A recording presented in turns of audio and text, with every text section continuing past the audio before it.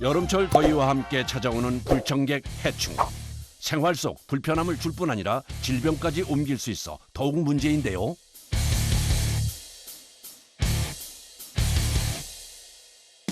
네, 아무래도 과거에 비해서 환경이 깨끗해졌지만 해충에 대해서는 훨씬 더 민감한 분들이 많아지셨어요.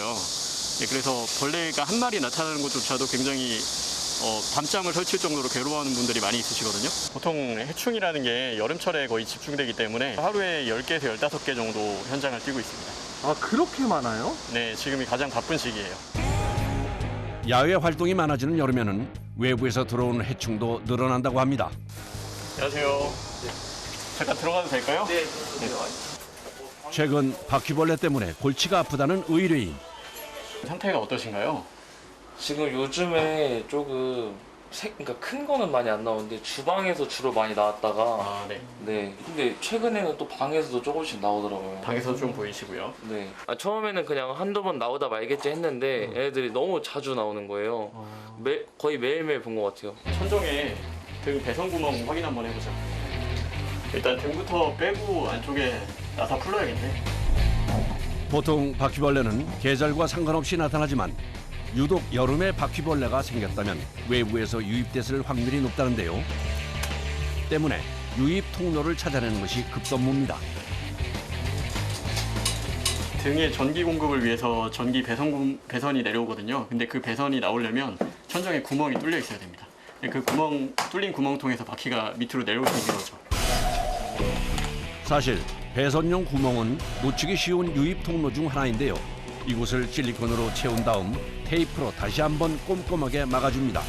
이곳 외에도 배수구나 현관문 틈, 보일러 연통 등 바퀴벌레가 들어올 만한 곳을 차단해야 합니다.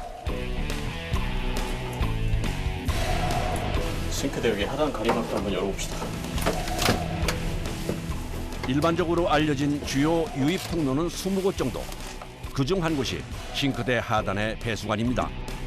보통 호스가 배수관보다 좁기 때문에 공간이 남는데요. 그 틈새를 타고 유입된다고 하네요.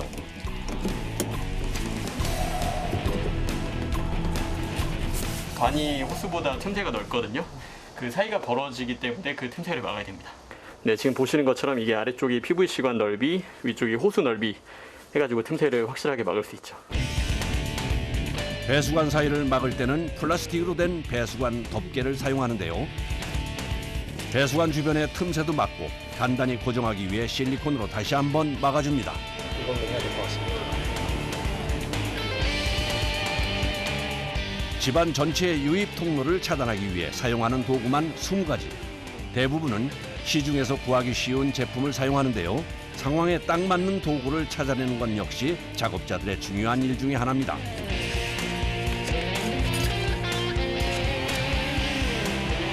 배수구 자체에 딱 맞는 거라서 아예 틈이 없다라고 보시면 되실 것 같아요. 특히 싱크대 음식물 거름통은 바퀴벌레가 유입되기 좋은 장소. 촘촘한 거름망을 입혀 틈새를 메웁니다. 이것도 하수관이랑 연결이 돼 있거든요. 그래서 벌레가 올라올 수가 있습니다. 이렇게 다양한 유입 통로를 찾아내는 것은 작업자들만의 노하우입니다. 0.1cm 정도 그 높이면 작은 바퀴 새끼 같은 경우에는 들어올 수 있을 정도이기 때문에 그 이상의 구멍이라면 바퀴가 충분히 들어올 수 있는 통로가 되죠. 탄성 능력으로 몸을 4분의 1까지 축소시키는 바퀴벌레. 때문에 아주 좁은 통로도 수월하게 빠져나갈 수 있다고 하는데요. 특히 공동주택은 한 번 유입된 바퀴벌레가 여러 세대를 돌아다니는 경우가 빈번한데요. 얼마나 유입 통로를 완벽하게 막아주느냐가 바퀴벌레 퇴치의 관건입니다. 현관문 틈도 대표적인 유입 통로. 현관문의 틈새도 완벽하게 막아줍니다. 이렇게 찾을 수 있는 모든 경로를 차단했으면 본격적인 살충 작업을 진행하는데요. 약품은 주로 사람 손이 잘 닿지 않는 부분이나 틈새를 중심으로 뿌려줍니다. 좁은 데, 어두운 데를 좋아하거든요. 그래서 이런 가전제품 아래쪽이 바퀴가 숨어있기 좋은 위치죠. 약품 살포는 유입 경로를 중심으로 진행하는데요. 너무 좁아 차단이 어려운 곳도 빼놓지 않고 약품으로 처치를 해줍니다.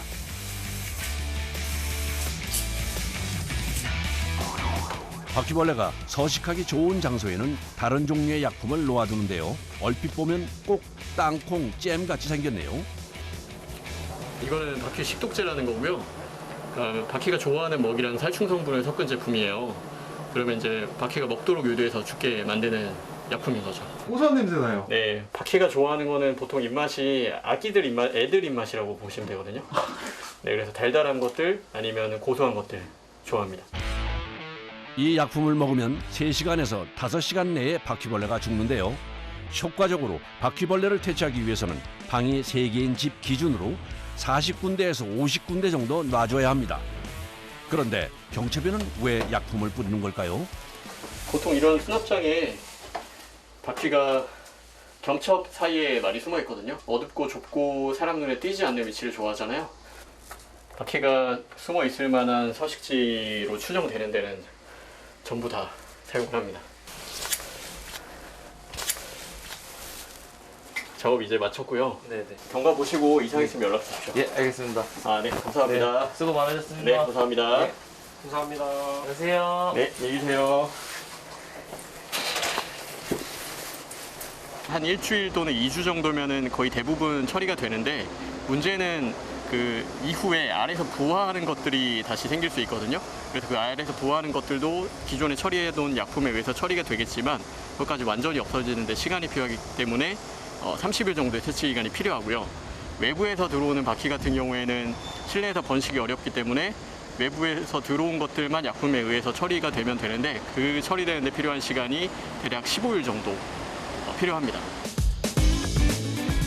해충과의 전쟁을 치르는 또 다른 현장을 찾아왔습니다. 이번에는 어떤 해충을 잡으러 온 건가요? 빈대 퇴치하러 방문드렸습니다. 최근에는 해외여행 증가하고 그리고 이제 외국에서 국내로 들어오시는 분들 통해서 빈대가 많이 우리나라로 들어온 것 같아요. 우리나라에서는 빈대라고 불리는 배드버그. 사람 근처에 살면서 피를 빨아먹는 해충인데요. 강한 생존력 때문에 퇴치도 쉽지 않습니다. 집주인분 말에 의하면 그 남편분이 출장이 잦으신데 해외에 동남아 쪽에 출장이 잦으신데 이제 왔다 갔다 하시는 과정에서 빈대가 옮겨진 것 같다라고 하시네요. 옷 입고 점검 한번 해보자. 네, 알겠습니다. 다른 해충과는 다르게 빈대 방제를 할 때는 방진복은 필수. 혹시 모를 사태를 대비해 장갑과 덧신까지 신어줍니다. 피디님도 입으셔야 되세요. 안 입으시면 옷에 묻어서 빈대가 따라갈 수 있거든요. 그러면 그 빈대가 집안에서 또 피디님 댁에서 번식을 하면 그러면 큰일 나죠. 이 더위에 방진복까지 입는 게 고역이지만 안전을 위해 챙겨 입어야 합니다. 침대부터 확인해보자. 6.5에서 9mm 정도로 작은 크기의 빈대. 그 흔적을 어떻게 찾을 수 있을까요? 흔적이 있네. 이제 배설물. 까만 반점 있는 것도 마찬가지인 것 같아. 있는 것 같은데요, 그래도. 검붉은 이 반점이 바로 빈대 배설물. 빈대가 있다는 증거라네요. 선생님 저거 아니에요? 있다. 이게 빈대요? 예, 이게 빈대예요. 눈에 보이는 건 한 마리뿐이지만 몇 마리나 있을지 모르는 상황입니다.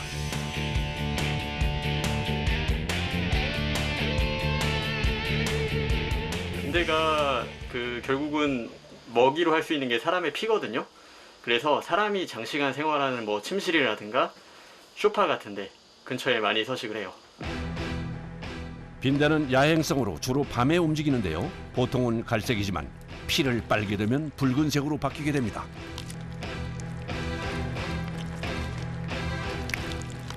크기는 작지만 한 번에 여러 곳을 물고 물린 곳은 괴로울 정도로 간지러운 것이 특징입니다.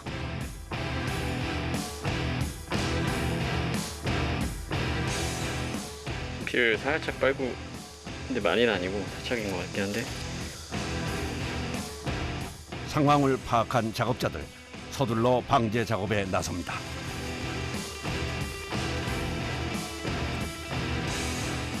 빈대가 이런 좁은 틈새를 좋아하기 때문에. 선생님 저기 어, 한 마리 큰 거 하나 있는데요. 아 그러네. 맞네. 숫자가 많지 않으면 침구 같은 데를 들쳤을 때도 흔적이라든가 실제 빈대를 보기가 쉽지 않을 수 있거든요. 근데 지금 이렇게 들쳤을 때 실제로 빈대도 보이고 흔적도 많이 있는 걸로 봐서는 숫자가 적지 않은 것 같습니다. 침구 같은 거는 거실로 모으자. 사람들이 오래 머무는 침실이나 거실 중심으로 시작되는 빈대 퇴치 작업. 침구는 모아서 60도가 넘는 고온에서 세탁을 해주고 가구들은 이동해 퇴치 작업할 공간을 만들어줍니다. 벽과 바닥 쪽 좁은 틈새 모서리 쪽에 들어가 있거든요.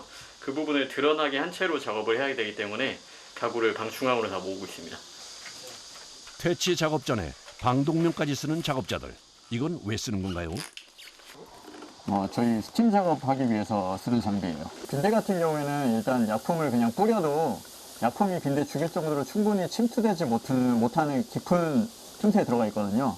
그래서 먼저 저 고압의 스팀을 사용해서 바깥으로 끄집어낸 이후에 약품을 사용해서 퇴치를 합니다. 빈대 퇴치 작업은 두 가지 방식으로 진행되는데요. 숨어있는 빈대를 끌어내기 위한 고온 고압 스팀 작업이 우선입니다. 스팀 온도는 100도에서 120도 사이. 초고온 스팀을 몰딩 사이나 문고리 주변, 서랍장의 사이까지 틈이 있는 곳이면 빼놓지 않고 분사해 줍니다. 침대 역시 프레임 부분까지 스팀을 뿌려두는데요. 이렇게 해주면 스팀의 고압으로 인해 빈대가 밖으로 튀어나온다고 하네요. 한 마리 또 기어다니네요. 틈이 생각보다 넓잖아요. 빈대가 워낙에 작기 때문에 저런 틈새에도 들어가서 숨어 있을 수 있습니다. 고온 고압 스팀 작업은 1시간 반 정도 진행하는데요. 스팀 작업이 끝나자마자 바로 퇴치제를 살포합니다. 빈대 퇴치제입니다. 빈대가 접촉했을 때 빈대 신경을 과도하게 흥분시켜서 마비를 유도하거든요. 그래서 빈대가 마비가 일어나면서 죽게 되는 원리예요. 퇴치제는 스팀 작업 한 곳을 중심으로 뿌려주는데요. 사실 눈에 잘 안 보이는 빈대를 찾는 것은 쉽지 않은 일. 빈대 서식처를 파악하고 찾아내는 것 자체가 작업자들만의 노하우입니다. 그런데 이 퇴치제가 사람 몸에 해롭진 않을까요? 사람이나 대부분의 포유류들은 지금 있는 성분들이 몸 안에 들어간다고 하더라도 대사 과정, 그러니까 소변이라든가 대변이라든가 이런 것들을 통해서 몸 밖으로 배출이 되거든요. 근데 고양이나 물고기 같은 것들은 그런 것들을 해독하는 능력이 많이 떨어지기 때문에 고양이나 물고기가 있는 집에서는 주의해서 사용을 해야 됩니다. 세척이 어려운 옷장이나 침대 매트리스, 소파 역시 퇴치제를 뿌려주는데요. 약품을 살포한 다음 3시간 정도 방치, 안전을 위해 닦아내줍니다. 빈대 있네. 더위 속에서 방진복과 방독면까지 쓰고 하는 작업. 고되지만 빈대를 퇴치하는 것이 작업자들의 보람입니다. 자, 이제 여기 정리하고 마무리하자. 이 침구류들은 다시 한번 세탁하시라고 말씀드리고, 일단 오늘 작업은 끝났고요. 빈대 퇴치 같은 경우에는 지금 저희가 작업한 것들로 이미 부화해 있는 빈대들은 제거가 되지만 지금 알 상태에 있는 것들이 나중에 부화하는 것들이 문제가 될 수 있거든요. 그것들을 제거하기 위해서 그 부화 시기인 2주에 맞춰서 저희가 다시 한번 방문을 드리는 겁니다. 보통 빈대 퇴치 작업은 1, 2차로 나눠 진행되는데요. 1차 작업에서 대부분의 빈대가 박멸됩니다. 일단 뒷정리 후 혹시 모를 사태에 대비해 스팀으로 소독까지 해주면 작업도 끝이 납니다. 여름의 충은 대부분이 다 바깥에서 실내로 들어오는 것들이거든요. 가장 중요한 거는 들어오는 통로를 막는 작업이고요. 그 작업만 잘 하셔도 올여름 해충 걱정 없이 쾌적하게 지내실 수 있습니다.